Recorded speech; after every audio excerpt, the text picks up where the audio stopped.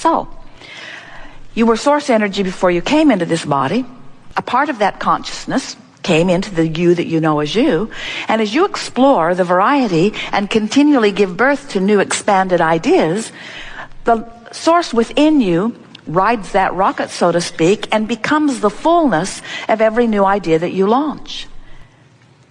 So now, you who have explored, and you who the larger part of you is expanded, you now have some options that your emotional guidance system is presenting to you.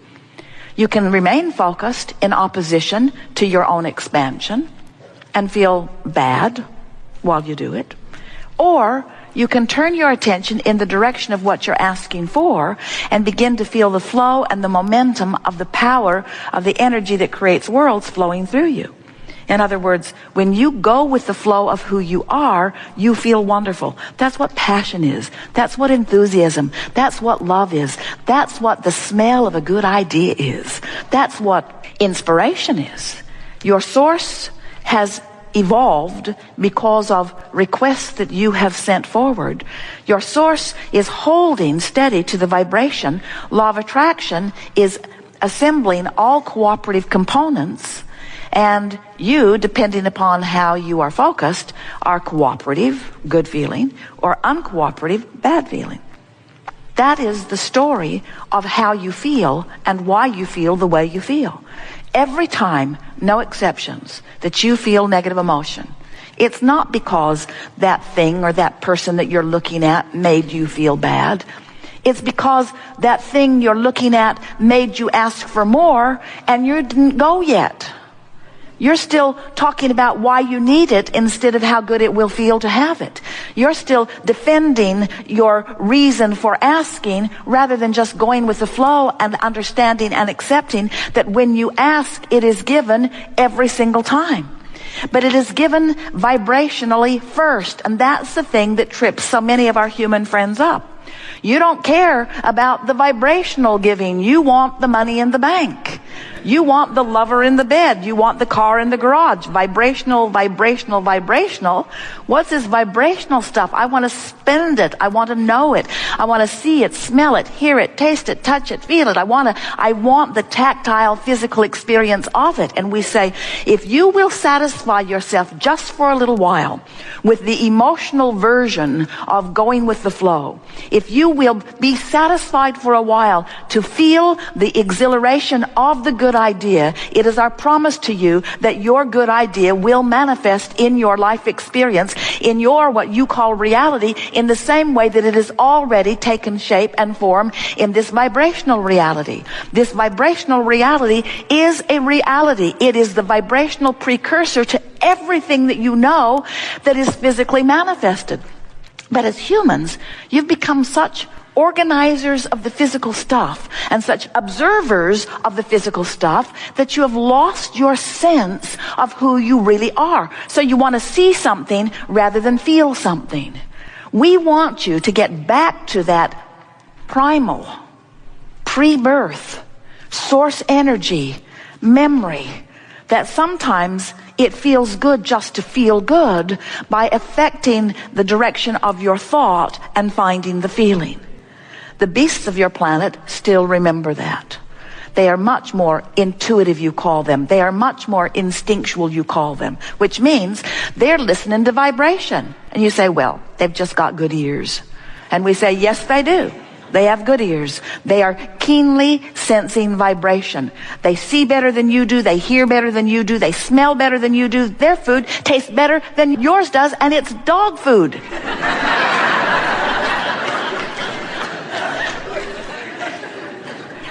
They are better at interpreting vibration because they are not dependent on the visual manifestation. They are still utilizing their senses. And once you're consistently in this vortex, in this vibrational arena, where you're feeling the fullness of who you are, now you have clear sight. Now you have clear sound. Now you're in this vibrational sphere where what you're asking for can be revealed to you. Now, does that sound like a fairy tale to you? It must. It must. You go home and say, Went to that seminar, and that Abraham person kept pointing at the floor and calling it a vortex. This imaginary friend that Abraham has. But we want you to understand that everything is vibrational. There are all kinds of vibrations that you accept as reality that you can't see. Think about your television. Those horses and those men are not riding around in that box. The box is getting thinner and thinner and thinner and thinner and thinner. In other words, you accept that it is vibration that is being interpreted in a way that is visual for you. And we do not want to hurt your feelings, and in no way do we want to diminish your appreciation of this vivid, tactile, sensual, glorious, physical world in which you are living. But we want you to understand that everything that you are experiencing here is vibrational interpretation. And you have the ability to interpret vibration in ways that you are not doing because we love you very much. You are hung up on your physical reality. You are so in love with this physical reality, you want to see it and smell it and taste it and touch it and hear it. You want to be in it. You want to be involved in it. You want the physicalness of it. You document it. You take pictures of it. You make statues and monuments about it. You are so stuck in your now reality, and we want to drop a big bombshell on you and help you to understand something in a very powerful way. What you are calling your now reality is old news, because it is the bouncing off place for what is the now reality. In other words, this vortex of creation is who you have become. And when you're looking at what is as far as it is manifested, you're looking at old news, and that's the separation that you feel that you call negative emotion. We're not talking about big distances between out of the vortex and in the vortex. We're talking about vibrational subtleties that you can feel, that you can train yourself to understand. You can train yourself into the vortex. You can get in there and you can practice what it feels like to be in there until it becomes your expectation that things go well instead of your expectation that things do not go well. You said, I'll sift and I'll decide and then I'll line up with my decision. That's what a deliberate creator does. But so many humans sift and ask, and the source within them holds to the vibration and calls them steadily. But so many humans keep beating the drum of need or of lack as they continue to speak their words without finding a vibrational alignment with their words of desire. So we want you to remember that you have two vibrational aspects, and that the emotions within you are your indication of how well aligned or not you are.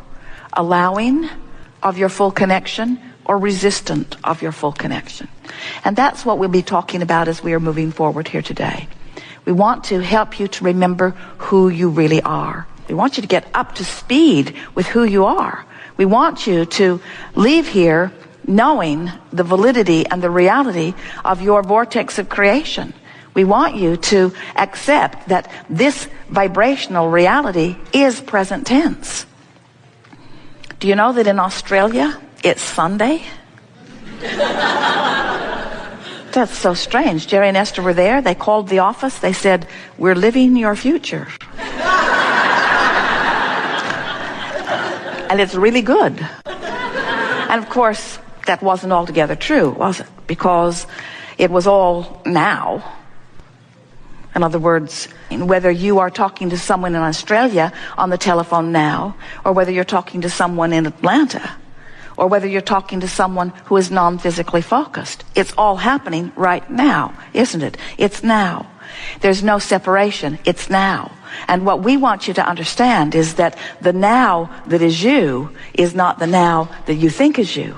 You think it's the you that's sitting here in these clothes with this much money in your bank account, in this body, with these relationships. And we want you to understand that your now reality in this vortex of creation has moved past that. And the reason that you feel negative emotion is because you're not moving with it.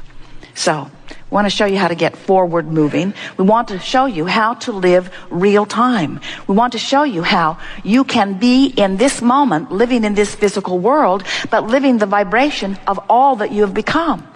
Do you know that when you're moving through life and a problem is coming into focus, do you know that in the moment that the problem is coming into focus, the solution, an equivalent solution, is coming into focus too? Do you know that? That's such an important thing to know. When a question is formulating, so is the answer.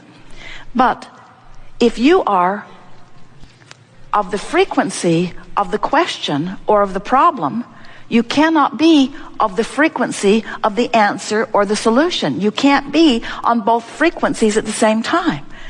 We think that it will be helpful to you to understand that the equivalent solutions are brewing with the equivalent problems. And you can get so good at living so real time in this vortex by reaching for thoughts of optimism and thoughts of appreciation and thoughts of love. You can be so in sync with the vibration of who you really are that as a problem is coming into focus, the solution is too. And you can be so good at living real time that you don't even ever know the problem happened, because the solution happened at the same time. Yesterday, and it happens almost every time, Jerry and Esther are driving anywhere. Esther is driving the monster bus. They're coming into the hotel. And as she is looking out ahead, she sees a vehicle towing a trailer with some equipment on it. And as Esther looked at it, she knew something squirrely was about to happen.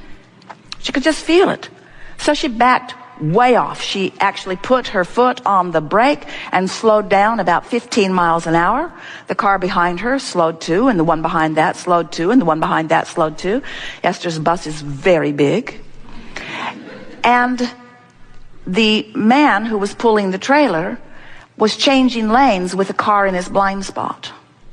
And the car who was in his blind spot swerved way out of the way right over to where Esther would have been if she had not felt the problem and the solution simultaneously. Now that happens to you all the time. You know it does. All the time you have those sensations, and much of the time you don't actually ever get to see the problem play out so that you don't get to crow about your solution. But we want you to understand that it's happening all day, every day. Your physical body, trillions of cells, when something is ingested or introduced to your body, you breathe a bacteria or a germ, or you ingest something in food or air. The trillions of cells in your body launch these rockets of desires and find the solution before your body ever finds the problem. In other words, this is happening all day, every day. You are introduced to so many things that if the doctors could get you to go every hour on the hour and let them check, they would pronounce you terminally ill with so many different things, because your body is compensating all day, every day for what's coming to it. When you are an ornery toad, you interfere with the communication of the trillions of your cells. When you are in love, when you are tuned in, tapped in, turned on, when you are in chronic appreciation, when you're feeling good most of the time, you don't hinder your cells from finding their solutions in the moment that they are introduced to the problems. And the problems are so slight, they are not even microscopically discernible. When you allow yourself to live real time, where solutions and problems are dancing together, that's what you said you would do. Not one of you said, I'll go into the physical and I'll make life so hard for myself and others around us that we will really expand. None of you said that. You said, I'll go forth into this contrasting environment, and from the contrast, improvement will be born. That's what the evolution of all species is about. Improvement will be born. And, you said, I'll pay attention to the way I feel, and I will do my very best to stay up to speed with the expanded version of me. Because the fact of it is, when you expand and you don't go with it, you don't feel good. It's just that simple. You are a lover, and when you don't love, it feels awful. You are one who knows the worthiness of your being, and when you don't feel worthy, you feel awful. And it's not because someone outside of you is assigning that judgment and feeling bad about something you've done. It's that you expanded and you're not up to speed with you. Every negative emotion you feel, no exception, every single time, is because part of you expanded and the other part didn't.